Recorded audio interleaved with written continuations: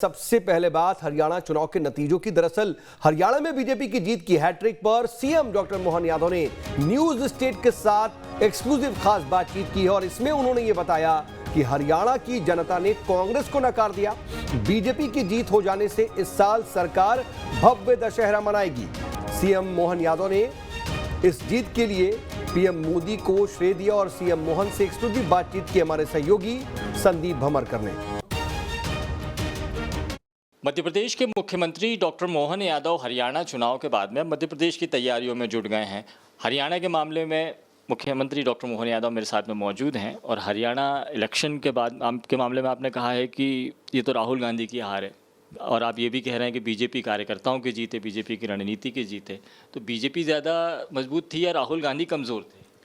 देखिए, यशस्वी प्रधानमंत्री श्रीमान नरेंद्र मोदी जी का काम करने का तरीका, हमारे यशस्वी गृह मंत्री माननीय राष्ट्रीय अध्यक्ष जी, सबका कुशल नेतृत्व क्षमता, वो बीजेपी की कार्य पद्धति, हमारे पुराने पूर्व मुख्यमंत्री श्रीमान मनोहर लाल खट्टर की सरकार, ऐसे कई कारण थे कि हमारी सरकार की बहुत लोकप्रियता और माननीय मोदी जी के नेतृत्व में जिस ढंग से पूरे देश उन पर भरोसा करता है, तो इसका ही परिणाम है कि हमारी हरियाणा में भी सरकार बनी। अब हरियाणा पुरानी हो गई, कुछ नई बताओ तो भी चलेगा, हो गया हमारा। हम तो ये मान के चलते कि हर दिन भारतीय जनता पार्टी कार्यकर्ता हर दिन चुनाव लड़ते हैं, हर समय सन्नद्ध रहते हैं और यही कारण है कि हम विश्व की सबसे बड़ी पार्टी के रूप में भारतीय जनता पार्टी स्थापित हुई है। और माननीय मोदी जी ने काम करना क्या होता, 23 साल में एक दिन की छुट्टी नहीं लेना, एक दिन के लिए आराम नहीं करना, उनसे प्रेरणा मिलती। छुट्टी तो आप भी नहीं ले रहे हैं, आप मतलब दशहरे के दिन भी आपने आयोजन शुरू कर दिया जो छुट्टी का दिन कहा जाता है। आप कहते हैं कि दशहरा मनाएगी पूरी सरकार। देखिए, ये हम जिस पद पे हैं, कलेक्टर, कमिश्नर, एसपी, वरिष्ठ अधिकारी को 24 घंटे ड्यूटी पे रहना है। हमारे लिए ये स्वाभाविक है कि सरकार के अंग होने के नाते से हमको समाज के वो सारी चीज़ों से दूर रहना रहेगा जिसको आराम कहते हैं। हम काम वाले लोग हैं और काम के लिए ही चुने जाते हैं और इस अगर किसी ने ये मार्ग तय किया है कि वो इस पे चलना चाहता है तो उतना डिवोटी होना पड़ेगा। उसमें कोई उसको एक्सक्यूज़ नहीं, कोई छूट नहीं है। छूट उनको जो थोड़े से भोले हैं, नादान है, उनकी अपनी सरलता है, थोड़े किसी कारण से विकास की दौड़ में अभी छूट गए हैं, उनके लिए छूट हो सकती है। काम करने वालों के लिए छूट नहीं है, काम करने वालों को कोई माफ़ी नहीं है। काम ही वास्तव में जीवन है और काम के आधार पर ही हमारी अपनी पार्टी में हमारी सबकी पहचान बनती है। दशहरे का दिन रहेगा मुख्यमंत्री जी और दशहरे के दिन शस्त्र पूजन का आपने बोला है कि पूरी सरकार, सारे अधिकारी, सारे मिनिस्टर्स भी जाएंगे। शस्त्र पूजन अभी मंदिरों में होता था, लोग अपने घरों में किया करते थे, अब सरकार भी शस्त्र पूजन की तरफ। देखिए, हमारी संस्कृति क्या कहती है, हमारी तो परंपरा ही यही है। हमारे कोई देवी देवता है बता दो, कोई बगैर शस्त्र के हैं।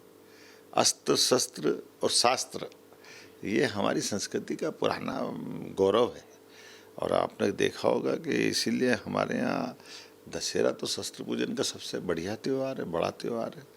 और ऐसे में शस्त्र पूजन की परंपरा हमने अगर स्टार्ट की तो पहले पुलिस लाइन में एसपी कलेक्टर कर लेते थे, तो एसपी कलेक्टर सरकार के एक प्रशासन के हिस्से, शासन के हिस्से नहीं है। शासन तो मंत्री, मुख्यमंत्री और बाकी लोगों से चलता है। तो चुने हुए जनप्रतिनिधि में सरकार के नुमाइंदे अगर हैं तो आगे बढ़कर दशहरा मना, इससे अच्छी क्या आनंद की बात है। और इस साल तो और आनंद है जब हमारे लिए सुशासन की प्रतीक हमारी राजमाता अहिल्याबाई का 300वीं जयंती चल रही है। तो स्वाभाविक रूप से हमने अहिल्याबाई को सामने रख करके उनके सुशासन के मापदंडों के बलबूते पर, सर्वांगीण विकास के आधार पर और बहुउद्देशीय उनकी अपनी कार्य पद्धति के कारण से हमने अहिल्याबाई का इससे अच्छा कोई श्रेष्ठ उदाहरण नहीं है, इसलिए हमने उनको सामने रख करके अहिल्या माता की राजधानी महेश्वर में स्वयं शस्त्र पूजन करने जाऊँगा और उनकी छावनी इंदौर में रही है तो फिर इंदौर में भी मैं शस्त्र पूजन करूँगा। और मेरे साथ साथ पूरे प्रदेश के सारे मंत्रीगण अलग अलग स्थान पर शस्त्र पूजन करके दशहरे की गौरवशाली परंपरा को स्थापित करेंगे। ये हमारी हजारों साल पुरानी परंपरा है, इस परंपरा को जिंदा रखना ये हम सबका दायित्व है।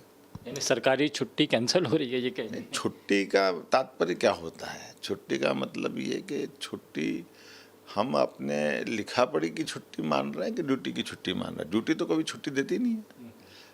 ऑफिस के अंदर ताला लगा हो सकता है, लेकिन हम ऑफिस में ही ड्यूटी पे रहते हैं, ऐसा कहाँ है? हम तो 24 घंटे ड्यूटी पे। और मैं क्या, मेरे जैसे सारे व्यवस्थाओं से जुड़े हुए लोग हर एक ड्यूटी पे 24 घंटे ड्यूटी पे हैं। आप विरासत से विकास की बात कर रहे हैं, आप इसी तरह आप शस्त्र के जरिए जा रहे हैं और ऐसे ही अब रजिस्ट्री को, मध्य प्रदेश के डिजिटलाइजेशन को लेकर, संपदा को लेकर सरकार एक बहुत बड़ा कदम उठा रही है। मध्य प्रदेश वो पहला राज्य होगा जो ई रजिस्ट्री फॉर्मूले पर आएगा, यानी आपको कहीं ऑफिस जाने की ज़रूरत नहीं और रजिस्ट्री आपके मोबाइल पर आपके नाम हो जाएगी। देखिए, ये आज का ज़माना तकनीक का ज़माना, डिजिटलाइजेशन का ज़माना, और यशस्वी प्रधानमंत्री लगातार नवीन तकनीक को अपनाने का आग्रह करते रहते हैं। हमारी सरकार ने पिछला निर्णय भी किया था कि कोई रजिस्ट्री परस्पर हम अगर पंजीयन कराते हैं, पंजीबद्ध कोई दस्तावेज का होता है, बिक्री खरीद का होता है, तो उसके लिए पटवारी का ज़रूरत नहीं, हम घर बैठे नामांतरण करेंगे। नामांतरण प्रारंभ कर दिए, फिर उनके नक्शे और उसमें तरतीब करने के लिए बड़ी गुंजाइश बना दी। अब ये जो नया प्रयोग कल हो रहा है, वास्तव में पूरे देश का पहला प्रयोग वो भी था जब हमने रजिस्ट्री के साथ ही नामांतरण की प्रक्रिया शुरू कराई थी। ऐसे ही ये रजिस्ट्री में अब हम सब जानते हैं कि कई पैमाने पर नीचे शिकायतें आती है कि वहाँ कोई करप्शन होता है या परेशान होते हैं, दिक्कत होती है।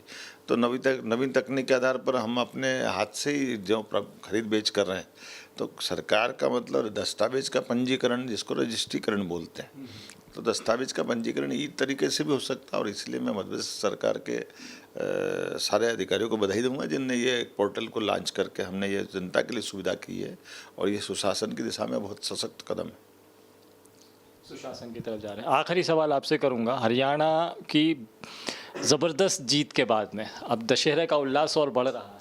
निश्चित बढ़ रहा है। दशहरा तो हमारे लिए नवरात्रि के समापन का उत्साह का दिन रहता है, जब नव दुर्गा की शक्ति अर्जित करके, शक्ति का संचय करके हम सुव्यवस्था की तरफ आगे बढ़े।